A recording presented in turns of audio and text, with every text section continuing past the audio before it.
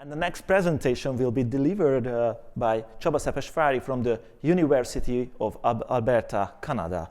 So, Csaba, please go ahead, give your talk. Thank you. Thanks for having me here.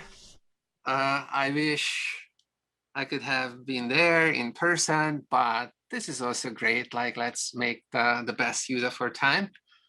So I'm pleased to talk to you about my latest favorite topic, which is planning, learning, and generalization in reinforcement learning. I've been working on reinforcement learning since my start of my career, and this topic is very close to my heart. So let's get started. So before we get started, I have to say big thanks to my coworkers. There are two groups of these people. The first group is literary coworkers. The other group is just like their names is there because they wrote a paper that inspired a lot of the work that we were doing. So in the first group, you see Gellert.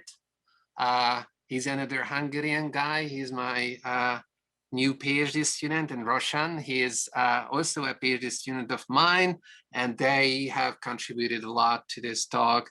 And then there are two other students, Philip and Barnabas, who also made significant contributions. And then, of course, the senior people, Yasin, Nanjiang, and Tor. Anyways, it's a great pleasure to be here. And without further ado, let's get into the talk.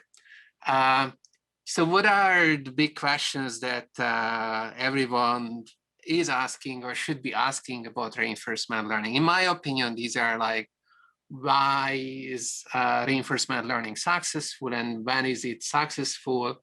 How can we broaden the applicability of reinforcement learning? And reinforcement learning algorithms come in many forms and shapes and colors, and they can be really unwidely. And you might be asking the question, which building blocks of these algorithms are critical for their success? So I like to ask these questions, but at the end of the day, the most important question is, what are the good reinforcement learning algorithms? So for people who don't know me, I'm mostly working on theory. I have some past industry experience, but at one point in my career, I decided that to push the limits of what we can do, I really have to go back to the drawing board and have to do more theories. So I like to study these questions with the lens of theory. And so this talk is going to be a little bit theory oriented, but I hope that the folks attending the conference are going to still find it useful, and feel free to ask me any questions that you may have. All right, so theory or not, we all want to succeed. So what are the success requirements for good reinforcement learning algorithms? So I'm going to propose that there are three things, but this is not really that specific to reinforcement learning. Anyways, you want your algorithms to be applicable to a large number of different settings, maybe cover everything, right? So you want flexibility or generality. You also want to have your algorithms to be effective, right? Like you want them to run, and then when you run them, then you want the algorithms to deliver good performance. And you also want the algorithms to be efficient. So you don't want to wait until the end of the universe to compute, like whatever you need to compute.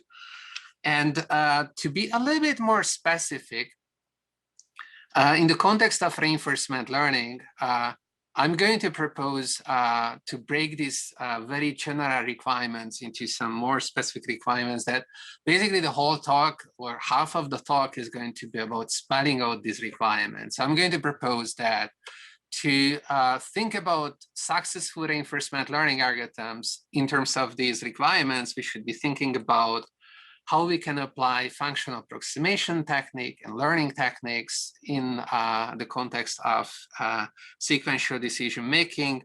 And that is going to amount to making the algorithms flexible and general.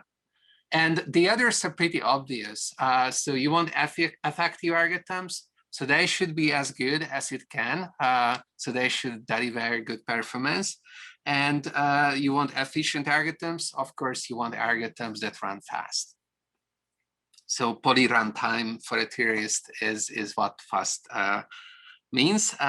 So the talk is in the context of Markov decision processes, and everyone knows and loves Markov decision processes. You have states, you have actions, you have random transitions, you have rewards along the random transitions, and you want to figure out which action to take, whether the car should go slow or fast, to achieve the maximum total reward along a horizon. Maybe it's an infinite horizon, maybe you use discounting. I'm kind of assuming that everyone knows this basic framework. I think these days this is a safe bet. So the key concept when thinking about modeling the world and solving Markov decision processes are value functions, right? So that's how things are defined. For if you have a policy, the value function of that policy is going to assign to every state a value, which is how much total reward you're going to collect if you run that policy on expectation. And then you want to have the policy which gives you the maximum reward from every state that gives you the optimal value function. So I denote this by V star. And then we also know that it might be useful to look at action value functions, which say that, okay, like instead of running the policy from the beginning, you first take some other action and then you continue with the policy. That way you get the action value function of the policy if you account for the total expected reward. Encounter this way, and the highest possible value in this setting is Q star. That's the optimal action value function. And we know that the basic theory tells us that solving an MDP means finding the optimum action value function, this Q star. Okay, so this talk is also going to revolve around like, okay, how can we do this? So you want to be efficient and effective, you should find Q star more efficiently, more effectively. Well, the way I describe these functions are mapping states to values. So how many states do we have in our favorite examples of success stories? So on the right, you see some of the recent success stories of reinforcement learning. And so for OpenAI's dexterous arm, that's the first example. This is actually a continuous state space problem. So the number of states is infinite, and it's actually a huge space. It's approximately 60-dimensional continuous state space problem. So it's enormous. I start with that. That's kind of the biggest. And then we have the successes with the Atari 2600 games. Here, the number of states is much smaller. It's not infinite, it's finite. But it's such a huge number. It's 10 to the 38. It's hard to imagine numbers that big. So in a game of Go, it's an even bigger number. And if in backgammon, which is an early example of success of reinforcement learning that we shouldn't forget about, the number of states is not that big, you could say, but like, it's pretty big. Like you try to store this many values, you wouldn't succeed. So it's clear that the view that like we just compute this action value function at all states, it's just untenable. Like it's not going to work. So what can we do? So why do these algorithms work? Why do they succeed? So I'm going to propose that they succeed because of three things.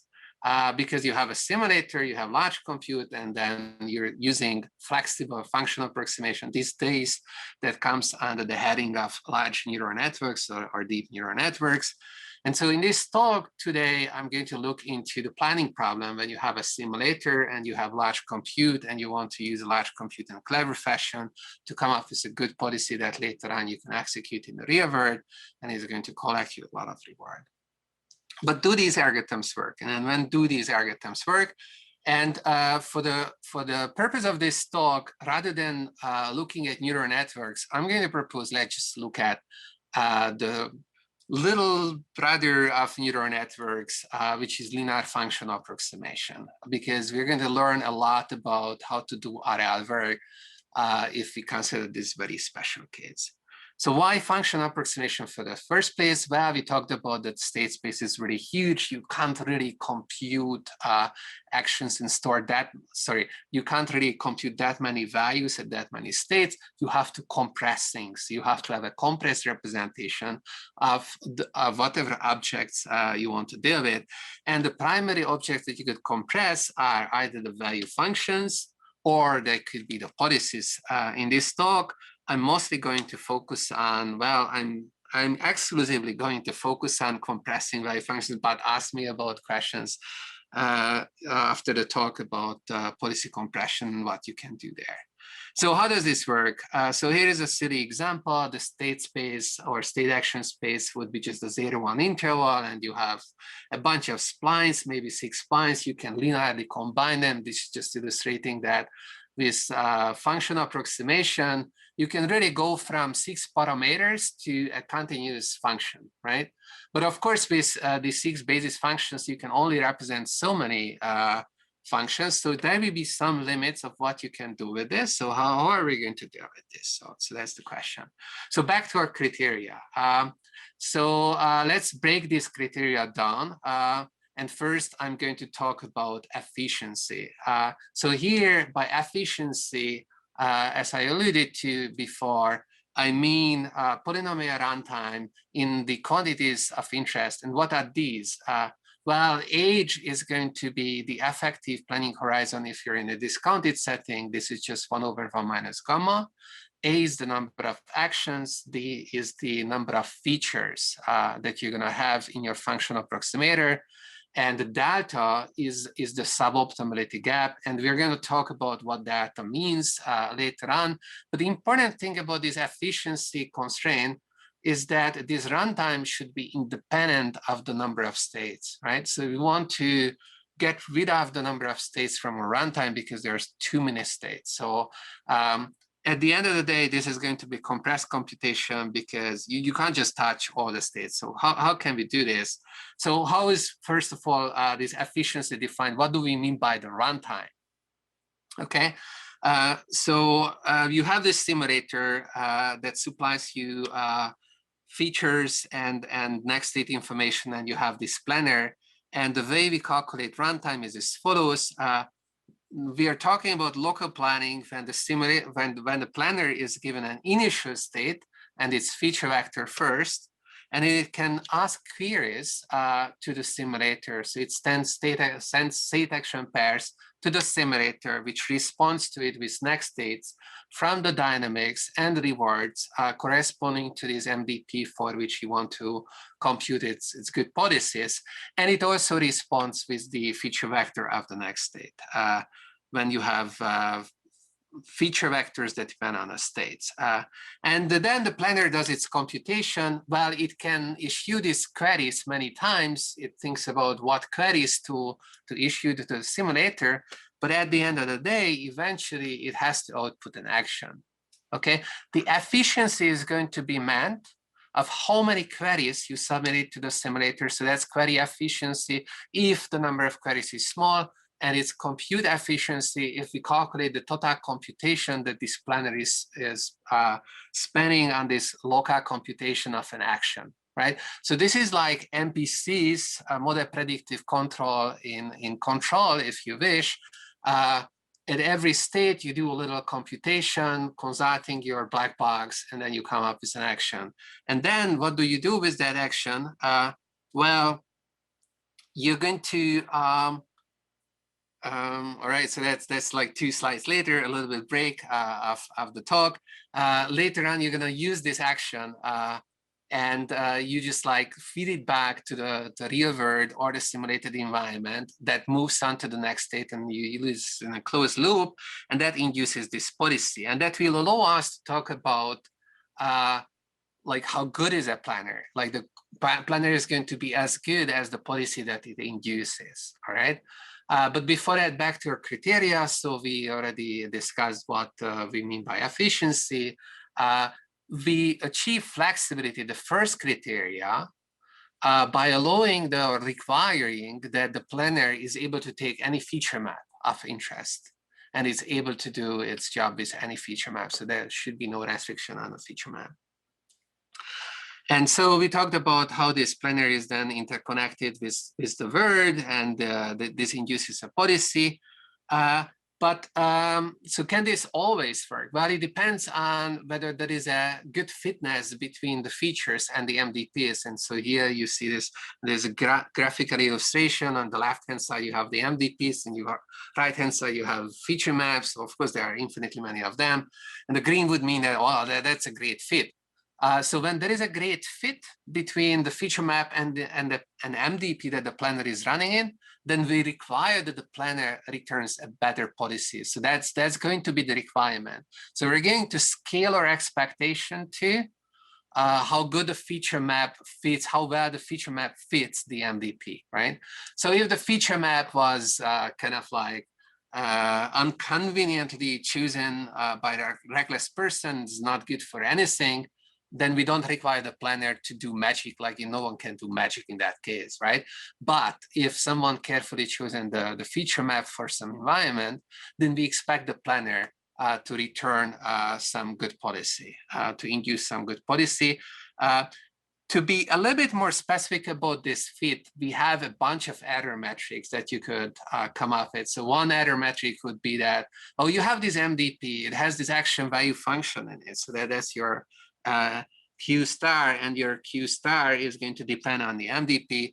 And then you can ask, okay, how well can my functional approximation represent, functional approximator represent this Q star? That gives you a gap, an error metric. If this is small, then you expect the suboptimality gap of the induced policy to be small, to scale with this epsilon. And you have many other metrics that people come up with. And for each of them, you can study whether it is possible to come up with planning algorithms that satisfy all these requirements that we were talking about. All right, so can we expect small errors? So here's a little silly illustration that shows that maybe, yes, you should, right? Like in the state space, you could have many irrelevant things like these beautiful flowers that are blinking in an aperiodic manner, but you just want to control this little car to get to the top of the hill. So there are a lot of irrelevant details. So you can compress away the irrelevant details of the states, and that's what efficient computation with planning, with functional approximation and generalization is about, to compress away with irrelevant details and then focus on what's relevant and whether you can do that. Right, so after this introduction, everyone's really excited to see some results. I'm going to present you the results of a bunch of recent papers, partly mine, partly others. Let's start with one paper that is initiated a lot of these works. So the first question that you may be asking, whether high accuracy, like you want high accuracy planning or not, and by which we mean that if the required suboptimality gap is much smaller than square root, the number of features times how well those features are approximating quantities of interest like the action value functions of all the policies, then you have this work, like big decision to make. Like you want this high accuracy planning, maybe yes, we all want this, right? The problem is if you want this, you end up with nothing. So these people, Du, Kakari, Wang, and Young, prove that there is no algorithm that would be able to meet these requirements. So that any algorithm, so that exists for any algorithm that exists in MDP, so that there is a good map, there is a good match between the features and the MDP. And if the planner is required to induce a policy with a suboptimality gap that is around or significantly smaller than square root number of features times this approximation power of the features, then the number of queries this algorithm needs to submit, no matter how you choose your algorithm, is going to be exponentially the smaller of the dimension and the planning horizon. So that's really bad news. We want to avoid that because we think about that functional approximation should be used with a large number of features, so these large, And we also think that long horizon planning is important, right? So the horizons, the planning horizons that we tend to think about are huge, right? So this would be really, really bad. So you can't have this. No algorithm can do this. So we have to scale back our expectations. So this is how theory works, right? So theory tells you that you just can't have this. It's just not anyone's fault that we don't have this algorithm. We just can't ever have an algorithm that satisfies this requirement. Okay, and so then you can say, okay, maybe I have to scale my expectations. If I can't have this, can I have a planner which is polytime and satisfies the accuracy requirements, but no, the accuracy has to scale with square root d number of square root d times the approximation error. And then the answer happens to be yes. And this positive answer is not like it's satisfied by familiar algorithms almost. Approximate policy iteration that everyone knows and loves. And the specific instance of that is the DQN that was, like excelling on all these Atari games, and that was an early breakthrough in deep reinforcement learning, is basically following this design pattern, right? So this is the algorithm that could be proven to be polynomial time, but that is an important caveat here. So this only works if the algorithm is run in a very carefully chosen manner to control what I call the extrapolation errors. So what happens in reinforcement learning is that you run your thing, you're trying to approximate action value functions, and you get data at some points. So these are the data points on the x-axis where the state action space where you get your data.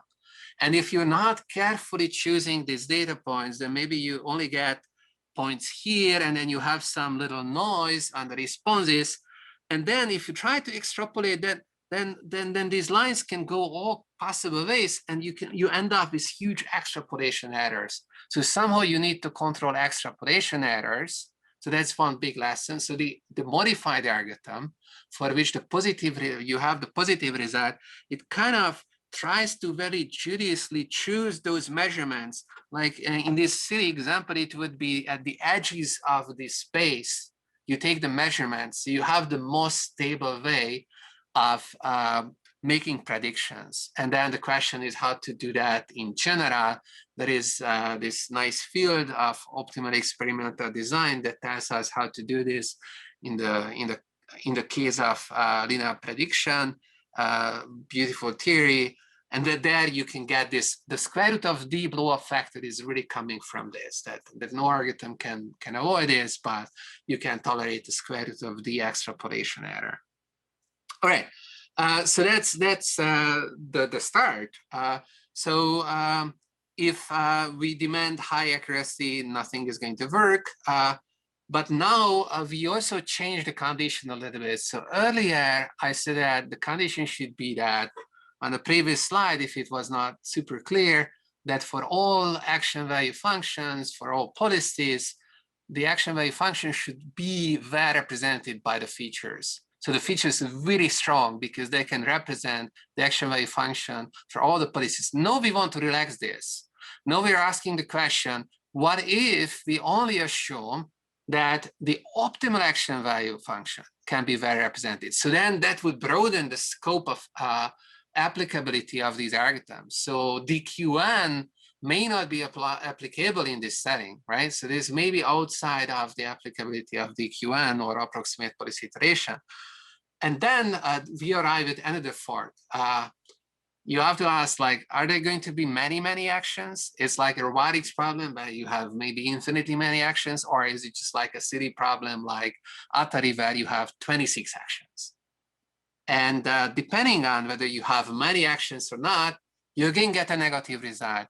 So this is a recent paper of us that tells you that, well, the same story repeats if you have many actions. So many actions and long planning horizon and large dimension, then there are no efficient algorithms. There is absolutely no hope for this. In the other setting, we don't know the answer. So that's an open question. So to drive this home, extrapolation errors compound in this setting. The reason this doesn't work when you have a large number of actions and the dimension is large and the horizon is large is because extrapolation errors, you can only control them up to square root of the, and if you have a planning horizon of age, then kind of compound, and this is a runaway process, and no algorithm can control this. So we prove this. So that's like, okay, that's too bad. What can we do? Like, are there other interesting settings where we can do something better? So there is this related setting when the optimal state value function is compressible with the features. So in this case, again, if you have many actions, the thing is doomed because you have to do one step look ahead. Even computationally, this can be hard.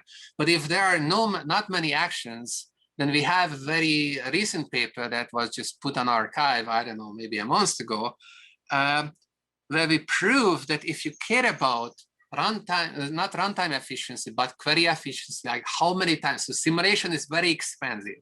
And maybe runtime is like, you don't care, like you're gonna like deal with the optimization problems that are underneath this algorithm.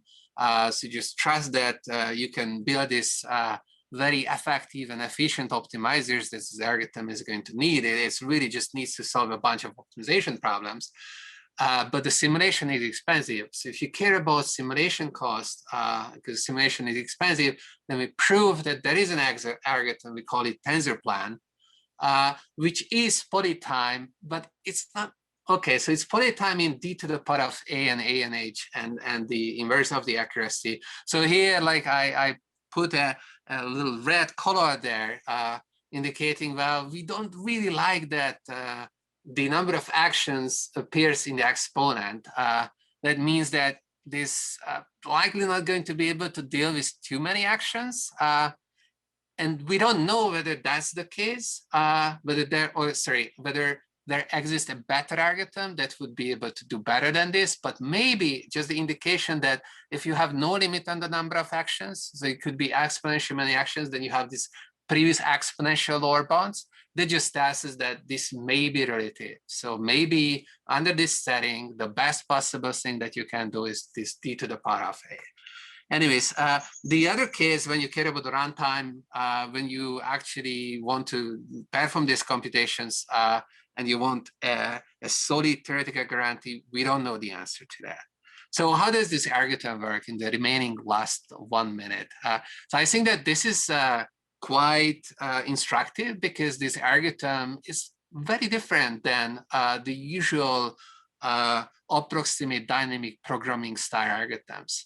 This algorithm is using a generate and test framework with rollouts, where generation is based on being optimistic about the values. So recall that the planner needs to return an action at an initial state of S naught. So we have this S naught state here.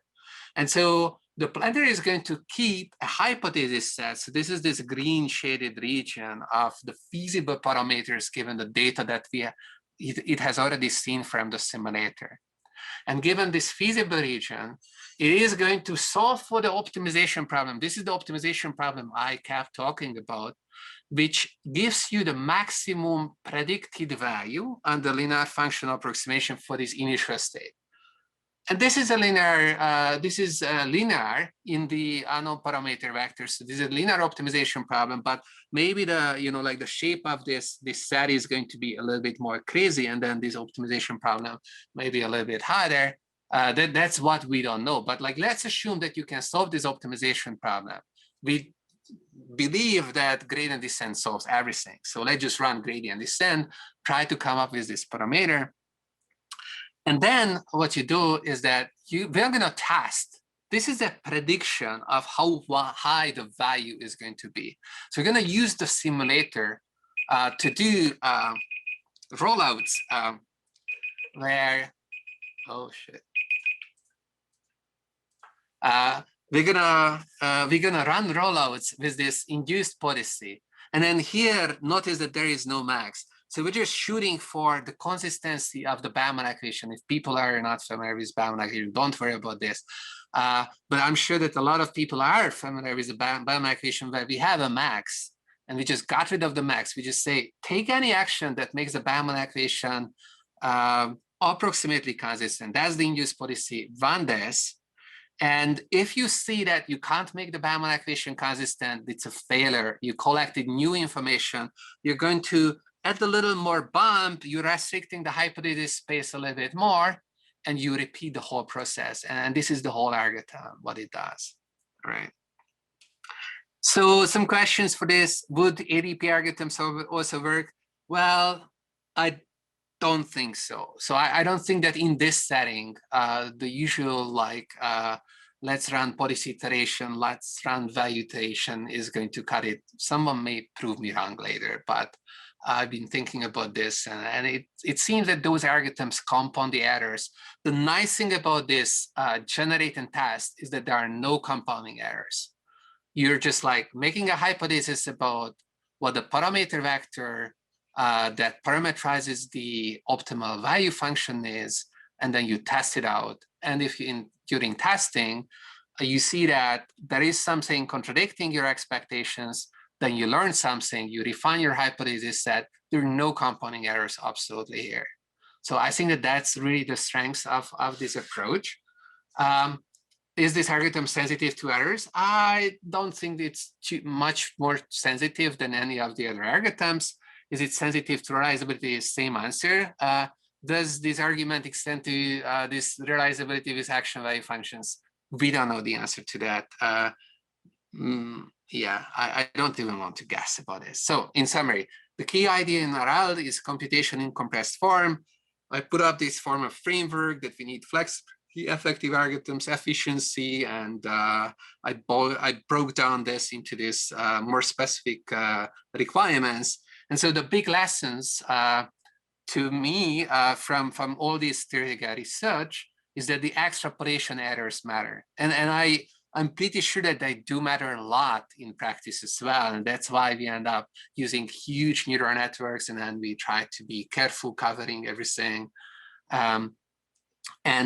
These blow-ups are unavoidable if you're running these approximate dynamic programming type algorithms. And so maybe there are some other algorithms that you could try. Least squares is not so bad if you're running it with good design. So reducing reinforcement learning to regression or whatnot may not be that such a bad idea for estimating these action value functions. We have seen that sometimes it meets some good guarantees. So the alternative to approximate dynamic programming is maybe this optimism constraint generation with rollouts. There is no optimal design required. The coverage is automatically satisfied. The Bellman equation is only used for testing. There is no bootstrapping like in TD algorithms. And we got rid of the max. We just go for consistency. And that seems to be a game changer to me. The big question to me, like beyond this narrower framework, is whether you can have a modular design where the planner is independent of what functional approximator you choose. So you might go back, you might ask, like, will tensor planner some similar algorithm work with a nonlinear functional approximation with neural networks? I bet that it may not be bad, but we didn't have a chance to try it yet.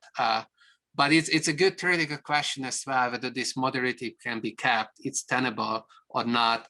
When it comes to least squares and optimal design, well, that kind of creates a strong coupling between, the planning and the functional approximator choice. So this tensor plan is the first algorithm that I've seen where there is no strong coupling. So that makes me a little bit optimistic, but still, this is an open question. Now, of course, there are lots of parallel developments in batch and online RAS. There are questions about, well, what if the simulator is not faithfully representing reality? What if there are unobserved states? Yeah, like lots of exciting questions. I'm not touching these. All right, so that's it. I'm happy to hear questions. Thank you very much, Csaba, for the very wonderful presentation. And if you ask yourself when listening to Csaba's presentation, is reinforcement learning and neural networks ready and ready to be deployed? Probably yes, but is the science ready? No, it's not. It's very far from being concluded and very far from being completed. There's a lot of potential in there for improvements of accuracy and anything else. So with this, I would like to really thank you for your presentation, and I would like to ask the audience to put questions into the chat, and then we will ask Csaba about those. But for the first, I will have a question to all of you, and Csaba, you can also answer. When you said the Bagamon game had this 10 to the 20, then I thought about my grandfather. He was always using this number to me when explaining about the past. Do you know why? I'm also waiting. No? Yeah. So there's... no, I have not. There's in 1946 in Hungary there was a hyperinflation, and actually 10 to the 20 was the highest banknote being in the public, so actually being used. So the highest banknote, the 100 quintillion pengő had this. It has a name. Okay, good. Yeah, everything has a name. Okay, so let's. That's a very good story. Yeah, let's go for the questions. So, first question is from Christoph. Do you wonder about using batch gradient descent instead of gradient descent in the optimization phase due to performance issue? Okay, so I guess batch gradient descent would refer in this case to the version of gradient descent that goes through all the data.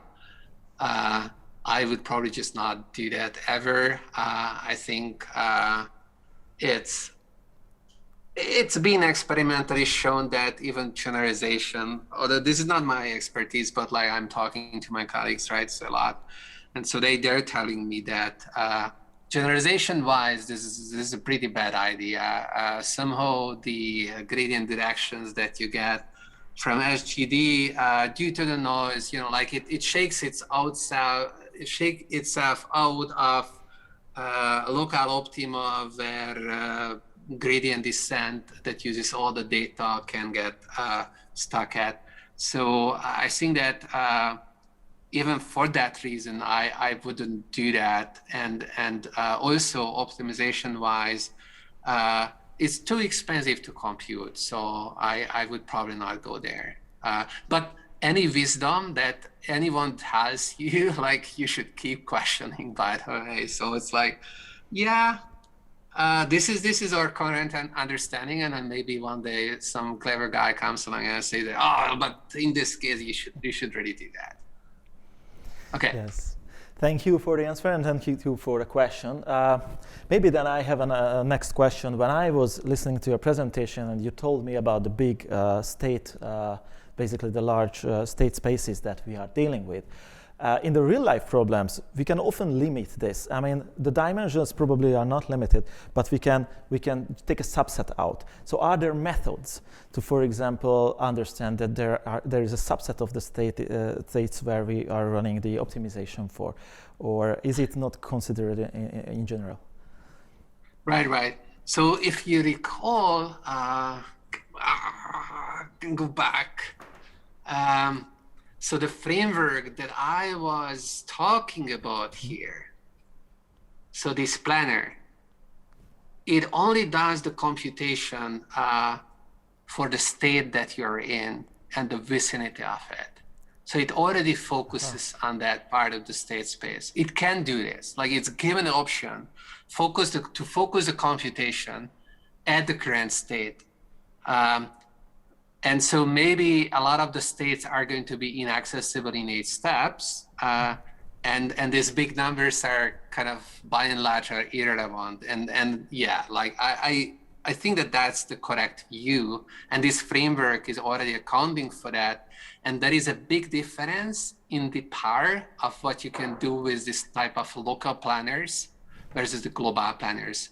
Control people call this the MPC framework, model predictive control framework, and they have realized a long time ago that there is a lot of power that you can get out of this. In a way, still, whether that we have a huge number of states is relevant or not, yes, it's absolutely relevant, because if you had few states, then you could have other types of calculations which are, focused on the states. So just the fact that you have many states already forces you to consider just like subsets of the states. And yet, in that case, there are very interesting questions that you made. Mm-hmm. Okay, I see. And let me see if there's another question in the chat box. So I don't see any other question. There may be just one thought that when you explained very nicely about the extrapolation and the potential choice of data, I just thought about that. What if the shape of the function, so like it's a periodic function, or like if the function with linear as in your example, maybe it could also help. Does it help if we know something about the function to make a more efficient algorithm? Yeah. Actually, the way this whole thing works, or should ideally work, is that you first think hard and long about, or short, but hard definitely, about the functions that you need to approximate. If the process has any specific properties, then you can come up with better ways of approximating these functions. And going back to the linear case, so if your basis functions, would be composed of sinusoids of different frequencies, then if you're linearly combining this, you still get periodic functions. So if you already knew that your function was periodic, then like you should absolutely go for something like this. If you know that your function was piecewise smooth, then you should go for wavelets. That's what theory does. What theory does, or does tell to us. Of course, these days people are all crazy about neural networks, and there the similar question is the architecture design, which is more an art than science at the moment. I don't think that we have a very good grasp of what is the impact of the different architecture choices beyond some edge cases. We really don't understand this very well. There should be more work on this, but this is an absolutely wonderful thought. We should think about what are the things that we need to approximate, and how are we going to do that, and make good choices there. Yeah. And it should help. Yeah, thank you very much, Csaba.